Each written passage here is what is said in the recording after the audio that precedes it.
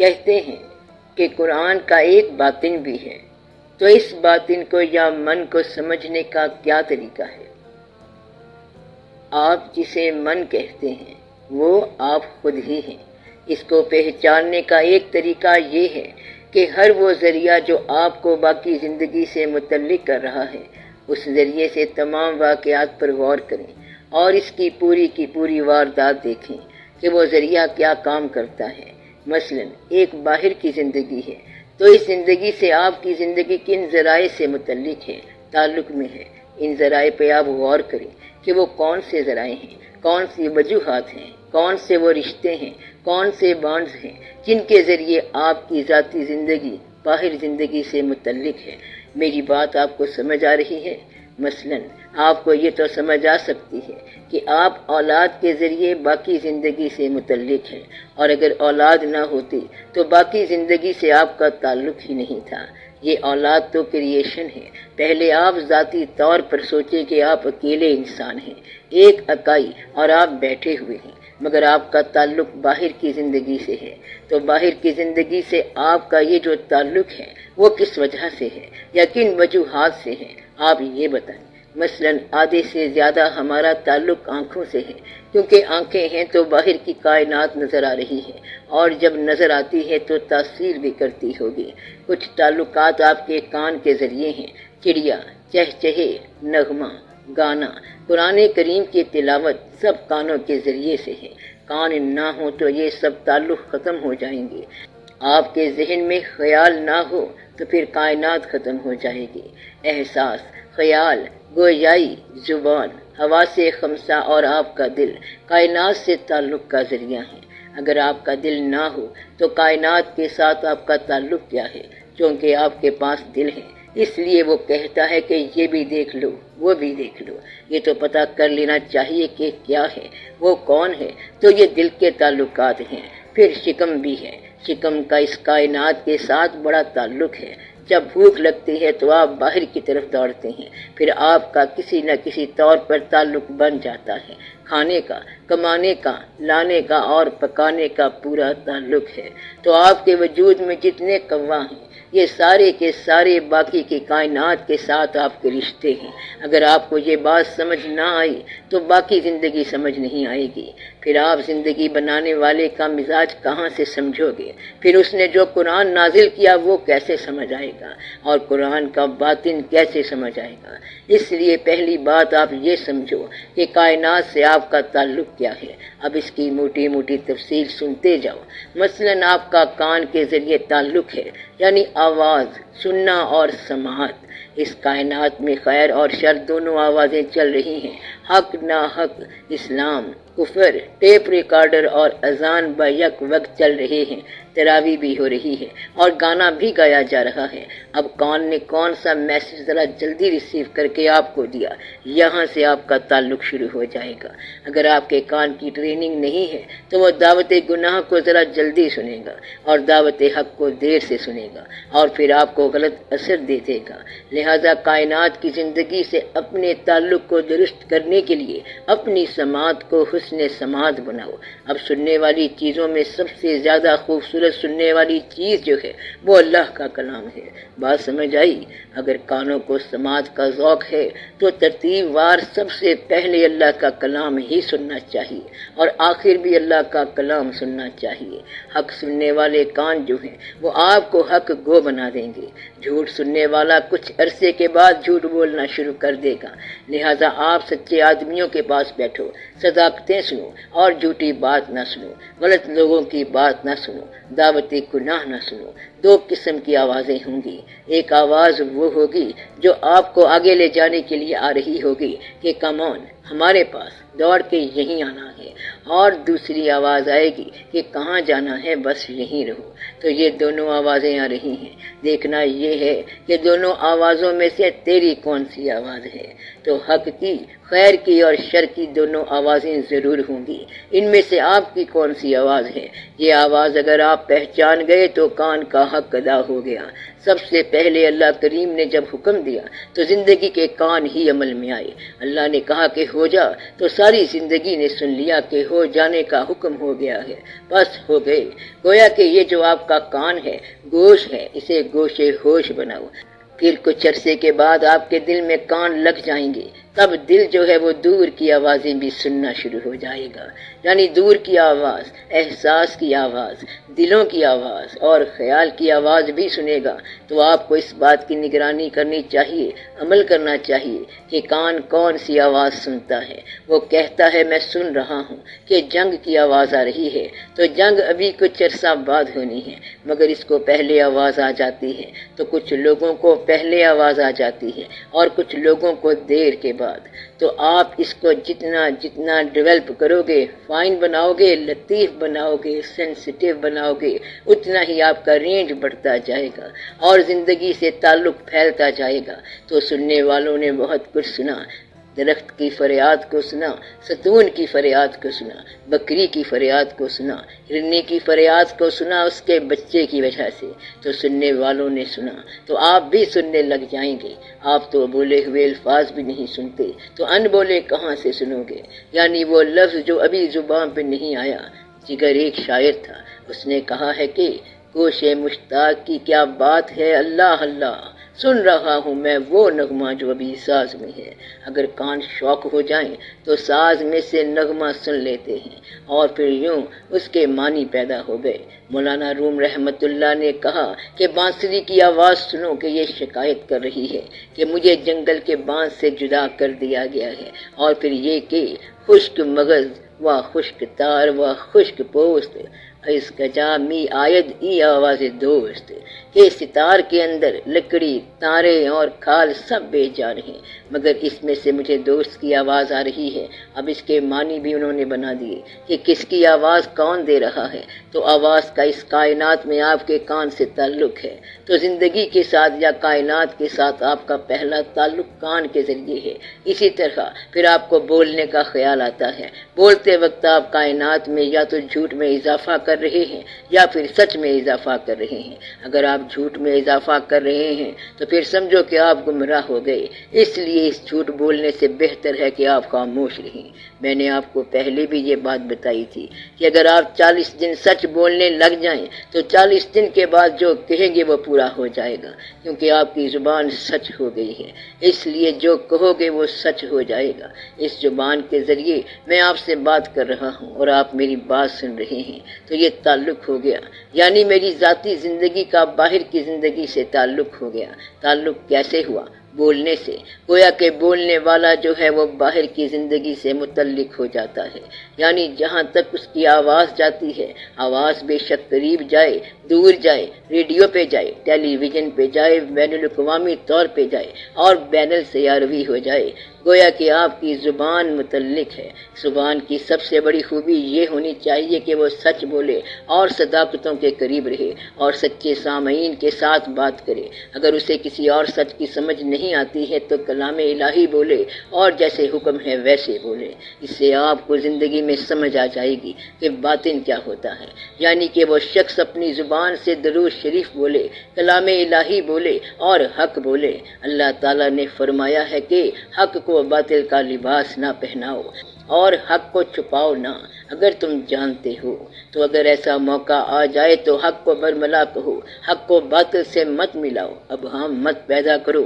اگر کوئی پوچھے کہاں سے آئے ہو تو یہ نہ کہنا کہ بس قریب سے ہی آیا ہوں، جہاں سے ہر روز آتا ہوں، تو وہ سچی بات نہیں بتائے گا، تو ابہام پیدا کرنے والا جھوٹا ہوتا ہے۔ اس سے پوچھو کہ کہاں رہتے ہو تو وہ کہے گا کہ ہم اپنے گھر میں رہتے ہیں۔ آپ کا گھر کہاں ہے؟ یہاں سے آگے جاؤ تو گھر آ جاتا ہے۔ یہ ہے ابہام۔ تو مبہم بات کرنے والا دراصل جھوٹا ہوتا ہے۔ اس شخص کو ساری کائنات سے صرف ابہام ہی ملتا ہے، اس کو کبھی صداقت نہیں ملتی۔ تو آپ اپنی زبان کی اصلاح کریں، بولنے کی اصلاح کریں، بات میں صداقت پیدا کریں، اس میں اللہ تعالیٰ کے کلام کو بولیں۔ اب یہ ایک بات ہو گئی۔ آگے پھر سوال آتا ہے آپ کی آنکھ کا، تو یہ بھی ایک بڑا عجب راز ہے کہ کائنات کے اندر آنکھ آپ کو عکس لا دیتی ہے، جھوٹ کا بھی اور سچ کا بھی۔ اب آپ نے اس میں تخصیص کر دینی ہے کہ آنکھ آپ کے لیے کیا لا رہی ہے۔ آنکھ جو ہے وہ گمراہی بھی لاتی ہے، آنکھ صداقت بھی لاتی ہے، آنکھ جو ہے اس کا تعلق آپ کے وجود کے اندر نفس سے ہے، روح سے ہے، دماغ سے ہے اور احساس سے ہے۔ آنکھ جو کچھ دیکھتی ہے تو فوری طور پر مناسب شعبے میں تاثیر دیتی ہے، مثلا صرف دیکھتے ہی دیکھتے گناہ کا خیال پیدا ہو جاتا ہے، یعنی آنکھ نے جو کوئی چیز دیکھی اس کی گناہ کے شعبے میں اطلاع دے دی تو وہ شعبہ مسترد ہو جاتا ہے۔ آنکھ نے اگر اطلاع دے دی کہ یہ دیکھو جنازہ جا رہا ہے، کل کو تمہارا بھی جائے گا، تو آپ وہیں پہ رک جائیں گے اور باقی کا کاروبار بند کر دیں گے۔ تو آنکھ جو ہے یہ اطلاع دیتی ہے، اتنا بڑا راز جو آپ کے پاس ہے وہ آنکھیں ہیں۔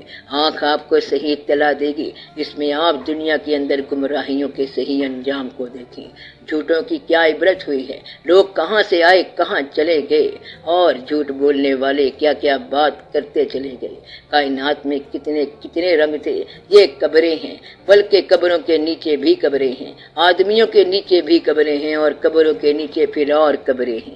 ہر جگہ آپ دیکھیں تو آپ کو کیا کیا نظر آئے گا۔ آنکھ جب محو نظارہ ہو تو اس وقت وہ ضرور باطن سے متعارف ہو جاتی ہے، یعنی آنکھ جب محو نظارہ ہو اور اتنی محویت میں ہو تو اس وقت آپ کو باطن سے تعارف ہونا شروع ہو جاتا ہے۔ تو آپ آنکھ لے کر ساری کائنات میں پھرو، دیکھو رنگینیاں، دیکھو نئے رنگ، دیکھو حسن، دیکھو کائنات کے جلوے دیکھو، پھر آپ کو یہ کائنات ساری کی ساری مرکہ نور و جمال نظر آئے گی۔ پھر آپ کہیں گے کہ یہ کائنات ایک مرکہ جمال ہے۔ اسی طرح آپ کا احساس ہے، بچہ جوان ہو جائے تو فوری طور پر ماں باپ سے ناراض ہونا شروع ہو جاتا ہے کہ ہم نے کھانا نہیں کھانا۔ اگر اس سے پوچھو کہ تجھے کیا تکلیف ہو گئی کہ کھانا نہیں کھاؤ گے، تو وہ کہے گا کہ آپ ہماری بات نہیں مانتے۔ اصل میں وہ کچھ اور کہنا چاہتا ہے۔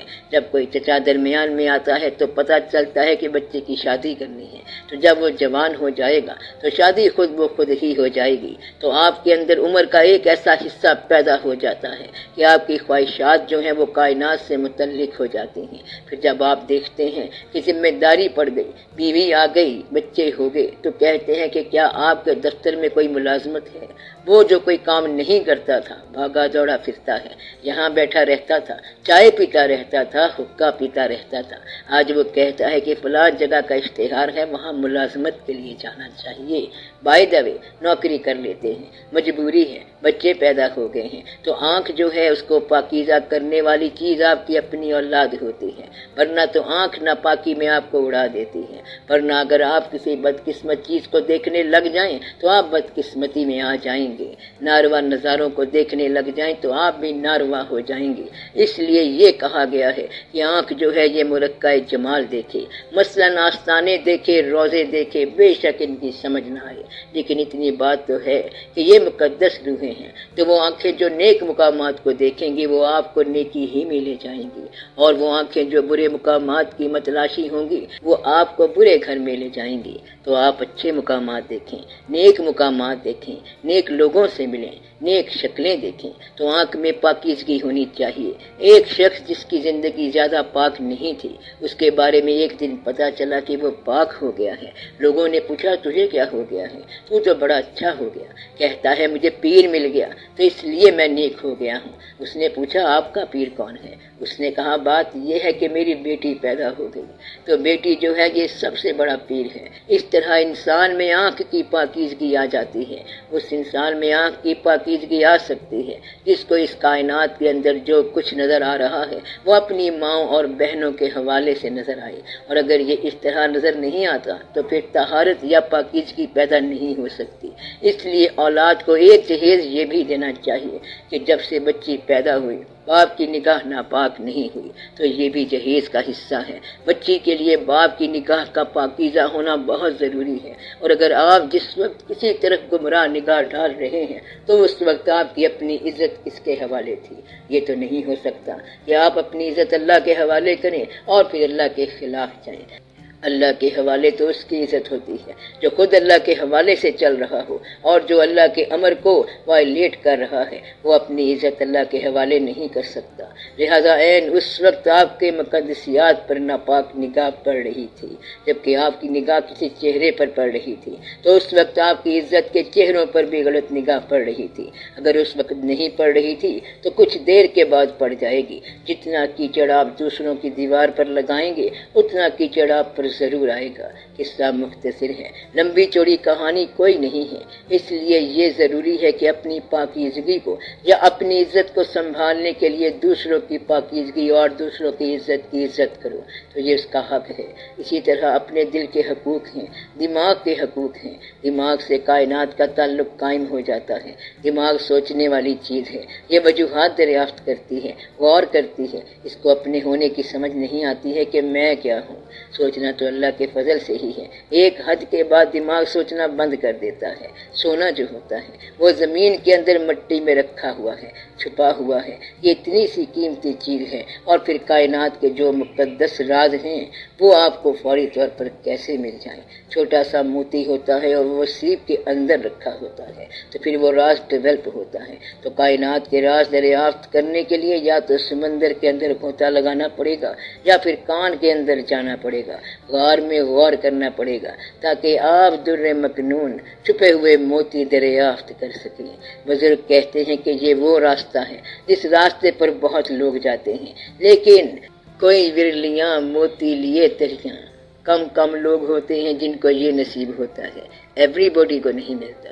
چلتے سارے ہی ہیں لیکن سب کو یہ نصیب نہیں ہوتا، اس لیے کہ راستے میں ان کی تلاش آگے پیچھے ہو جاتی ہے۔ مثلاً وہ اللہ کی تلاش میں گئے، مسجد کی طرف گئے، اور کچھ عرصے بعد گمراہ ہو گئے اور کہنے لگے کہ ہم نے تو اتنی نمازیں پڑھی ہیں مگر ہمیں تو پیسہ ہی نہیں ملا، اب نماز سے تو پیسہ نہیں بنا۔ مدعا یہ ہے کہ نماز کی اچیومنٹ تو نماز ہی ہے، نیکی کا بدلہ نیکی ہی ہے۔ اس کائنات میں انسان گمراہ کب ہوتا ہے؟ جب وہ وجہ کنفیوز کر دے جس کی وجہ سے وہ نیکی کر رہا ہے۔ پہلے کہتا تھا کہ میں نیکی اس لیے کر رہا ہوں تاکہ میری عاقبت بہتر ہو، اور اب عاقبت بہتر کرنے کی بجائے یہاں کی کوئی بہتری ڈھونڈ رہا ہے۔ اس طرح انسان گمراہ ہو جاتا ہے۔ وہ انسان جو کمزور ہو وہ اگر نیکی کر رہا ہو اور کوئی تکلیف آ جائے تو وہ نیکی چھوڑ دیتا ہے، اور جو طاقتور ہیں وہ تکلیف کو اپنا انعام سمجھتے ہیں۔ سب سے زیادہ جو نیک ہیں یا تو وہ شہید ہوا کرتے ہیں، تکلیفوں میں سے گزرتے ہیں، آزمائشوں میں سے گزرتے ہیں، اور پھر اپنی نیکیوں کی بلندی قائم کر جاتے ہیں۔ کمزور آدمی جو ہے وہ ذرا سی تکلیف آتے ہی نیکی چھوڑ جاتا ہے۔ اس لیے آپ اپنے آپ کو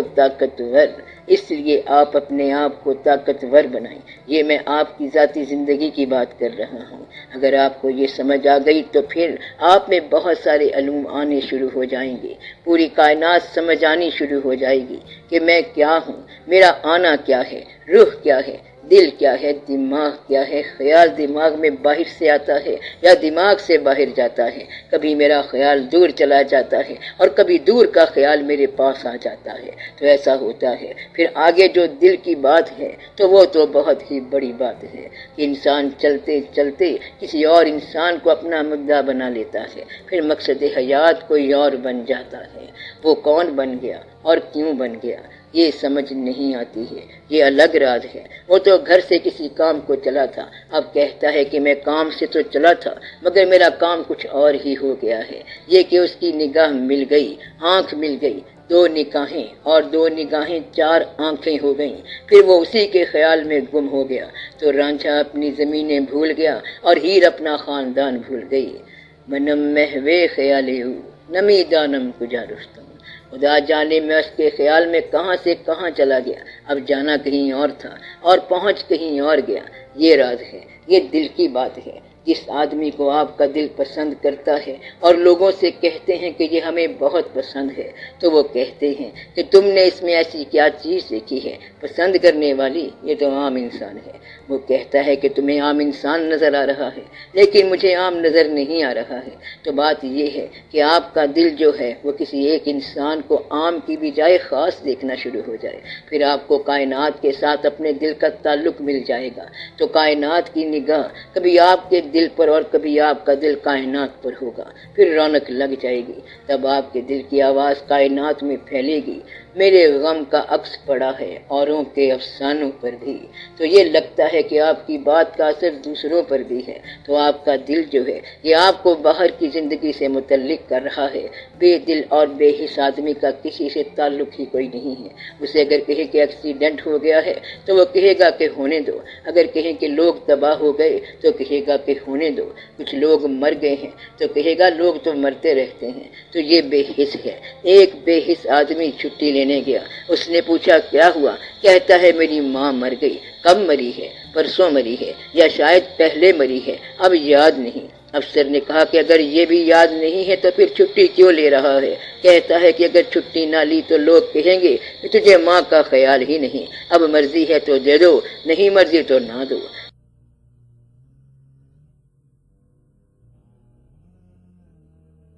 تو یہ دل آپ کو کائنات سے متعلق کرتا ہے۔ پھر آپ کائنات کو دیکھیں اور دیکھیں کہ سورج کدھر سے نکلتا ہے، مشرق کدھر ہے، مغرب کدھر ہے۔ یہ زمین پر ہی مشرق اور مغرب ہے، آسمانوں پر تو نہ مشرق ہے اور نہ مغرب ہے، نہ سورج کہیں سے نکلتا ہے اور نہ ڈوبتا ہے، نہ مشارق ہیں نہ مغارب ہیں۔ مشرق مغرب تو زمین کی بات ہے، آسمان پہ اور بات ہے۔ اسی طرح ستارے، سیارے، پہاڑ اور دریا سارے آپ کے لیے معنی رکھتے ہیں۔ یہ آیتیں ہیں اللہ تعالیٰ کی نشانیاں ہیں کہ پہاڑ جو ہے وہ استقامت کا راز ہے، بلندی کا راز ہے، اپنی جگہ پر قائم رہنے کا راز ہے، پتھروں کا راز ہے۔ پہاڑ کے اندر خزانے ہیں اور پھر پہاڑ میں سے دریا نکلتے ہیں۔ یہ اتنے سارے واقعات ہیں، یہ سب آپ کے لیے پیغامات ہیں۔ اس پہ ذرا غور کریں۔ اگر آپ ایک درخت کی زندگی اسٹڈی کریں تو یہ پوری کی پوری کائنات ہے کہ بیج زمین کے اندر گیا، محنت کرتا رہا، غور میں غائب رہا، پھر غور کے اندر عرفان ہوا اور وہ بیج پھٹا، جڑ بنی، پودا بنا، تنا بنا، آندھی، پرندوں اور جانوروں سے بچتا ہوا طاقتور ہو کے میدان میں کھڑا ہو گیا۔ تو چلتے چلتے پھر وہ کہیں جا کے پھلدار درخت بنتا ہے، پھر فیض ہی فیض ہے۔ تو اتنی محنت کرتا ہے وہ، مت سہل ہمیں جانو، پھرتا ہے فلک برسوں، تب خاک کے پردے سے انسان نکلتا ہے۔ مطلب یہ ہے کہ یہ بڑی مشکل سی بات ہے، پھر وہ منفعت بخش بنتا ہے، اور جب بوڑھا ہو گیا، رخصت ہونے لگا، مر گیا تو بھی مرتے مرتے لکڑی دے گیا، تو اس میں منفعت ہی منفعت ہے۔ مقصد یہ کہ یہ ساری محنت ہے۔ ایک پریتے کو دیکھو تو پوری محنت ہے۔ آپ کے پاس اگر چشم بینا موجود ہو اور آپ کبھی غور کریں تو اس کائنات میں سارے راز ہی راز ہیں۔ پھر جب آپ اتنی باتیں جاننے کے بعد قرآن پاک کی طرف جائیں گے تو آپ کو باطن سمجھ آ جائے گا، من کی سمجھ آ جائے گی۔ آپ کے سوال کا جواب یہ ہے کہ قرآن کا باطن سمجھنے سے پہلے اپنا باطن سمجھو، کائنات کا باطن سمجھو، زندگی کو پہچانو، موت کو پہچانو، اللہ کے امر کو پہچانو، اور پھر قرآن پاک کو جو کہ اللہ کا کلام ہے غور سے دیکھو۔ پھر جب آپ میں تقوی پیدا ہو جائے تو پھر اس کو کسی پڑھنے والے سے یا پڑھانے والے سے پوچھ لو، ورنہ خود بھی غور کرو گے تو سمجھ آ جائے گی۔ کیونکہ اللہ نے آپ کو بنایا، کائنات کو بنایا، قرآن پاک کو بھیجا، تینوں کو بیک وقت غور کر کے پڑھیں گے، یعنی کائنات، قرآن اور انسان، تو تینوں ہی ایک ذات کے کام ہیں۔ اس ذات کا مقصد ہے کہ تینوں آپس میں متعلق ہوں۔ کائنات تمہارے لیے ہے، تم کائنات کے لیے ہو، اور تمہارے لیے قرآن کا پیغام ہے۔ کائنات کا ذکر ہے قرآن میں، تو کائنات کو سمجھایا گیا ہے قرآن کی روح سے، اور آپ کی زندگی بتائی گئی ہے قرآن کی روح سے۔ اب ان تینوں کو ملا کے پڑھیں گے تو آپ کو بات سمجھ آ جائے گی۔ تم کائنات اور قرآن کریم، اب اس میں جو حوالہ ضروری ہے وہ اللہ کے حبیب صلی اللہ علیہ وآلہ وسلم کا ہے، کیونکہ پیغمبر کے بغیر قرآن سمجھ نہیں آ سکتا، اور ان کے بغیر زندگی سمجھ نہیں آ سکتی، پھر کائنات بھی سمجھ نہیں آ سکتی۔ اس لیے اس حوالے سے جب آپ پڑھیں گے تو آپ کو ساری بات سمجھ آ جائے گی۔ تو قرآن کا باطن سمجھ آنا آسان ہے، مشکل نہیں ہے، بس پہلے اپنا باطن سمجھ لیں۔ اس طرح یہ سوال یوں حل ہو جاتا ہے۔